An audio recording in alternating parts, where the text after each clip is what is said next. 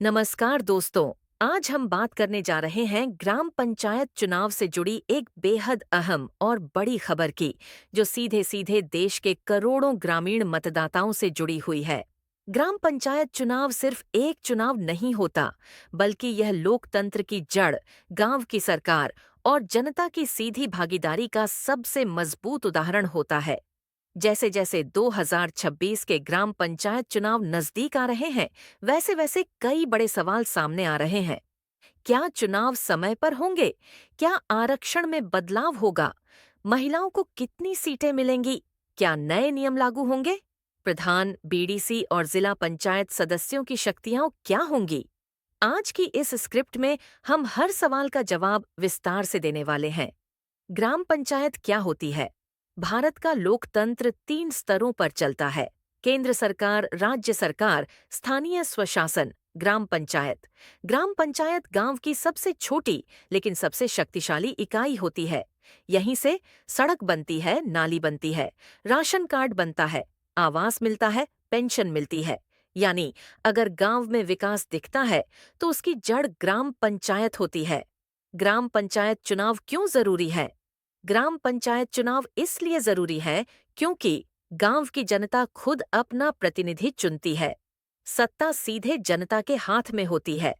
गांव की समस्याओं का समाधान गांव से ही होता है। भ्रष्टाचार पर नियंत्रण रहता है।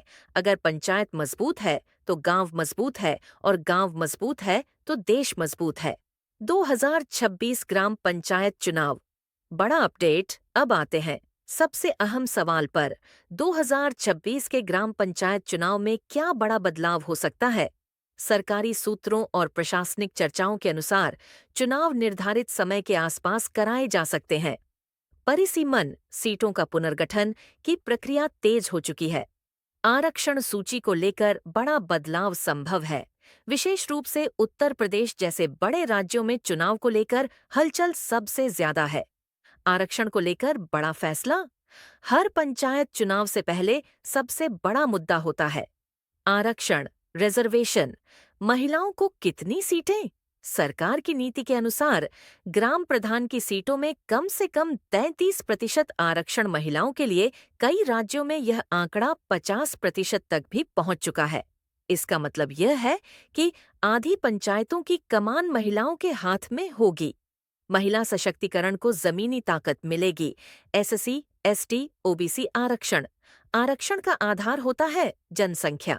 पिछला चुनाव रोटेशन सिस्टम। इस बार संभावना है कि कई गांवों में आरक्षण की श्रेणी बदलेगी। जो सीट पिछली बार सामान्य थी वह आरक्षित हो सकती है, और जो आरक्षित थी वह सामान्य हो सकती है। इसी वजह से कई मौजूदा प्रधानों की टेंशन बढ़ी हुई है। क्या ग्राम पंचायत चुनाव टल सकते हैं? यह सवाल हर बार उठता है। क्या चुनाव टलेंगे? साफ शब्दों में कहा जाए तो लोकतंत्र में चुनाव टालना आसान नहीं, लेकिन अगर परिसीमन पूरा न हो, कोर्ट का आदेश आ जाए, प्रशासनिक अड़चन हो, तो चुनाव कुछ महीनों के लिए टल सकते हैं, लेकिन पूरी तरह रद्द होना लगभग नामुमकिन है। चुनाव प्रक्रिया की निगरानी भारत निर्वाचन आयोग के दिशा निर्देशों के तहत होती है। ग्राम प्रधान की शक्तियां और जिम्मेदारियां। अब जान लेते हैं कि ग्राम प्रधान के पास असल में क्या ताकत होती है। विकास कार्य, सड़क, नाली, हैंडपंप, स्ट्रीट लाइट, योजनाओं का क्रियान्वयन, प्रधानमंत्री आवास योजना, मनरेगा पेंशन योजना, स्वच्छ भारत मिशन, ग्राम सभा की अध्यक्षता, प्रस्ताव पास कराना, बजट तय करना, लाभार्थियों की सूची बनाना। जनता की भूमिका क्यों अहम है? दोस्तों, ग्राम पंचायत चुनाव सिर्फ उम्मीदवारों का खेल नहीं है, ये जनता की परीक्षा भी है। अगर जनता जाति देखकर वोट दे, पैसे के लालच में वोट दे, डर के कारण वोट दे, तो पंचायत कभी मजबूत नहीं होगी। लेकिन अगर वोट काम देखकर दिया जाए, ईमानदारी देखकर दिया जाए, भविष्य की सोच देखकर दिया जाए, तो गांव की तस्वीर बदल सकती है। युवाओं की भूमिका। आज गांव का युवा पढ़ा लिखा है, सोशल मीडिया से जुड़ा है, अपने अधिकार जानता है। अगर युवा पंचायत चुनाव में सक्रिय हो जाए, पारदर्शिता बढ़ेगी, सवाल पूछे जाएंगे, भ्रष्टाचार घटेगा। यही वजह है कि अब पंचायत चुनाव सिर्फ बुजुर्गों तक सीमित नहीं रहे। 2026 चुनाव में क्या नया देखने को मिल सकता है?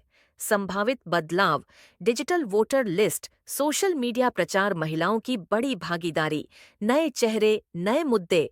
अब गांव की राजनीति भी बदल रही है। निष्कर्ष अंत में यही कहेंगे, ग्राम पंचायत चुनाव 2026 सिर्फ एक चुनाव नहीं, बल्कि गांव के भविष्य का फैसला है।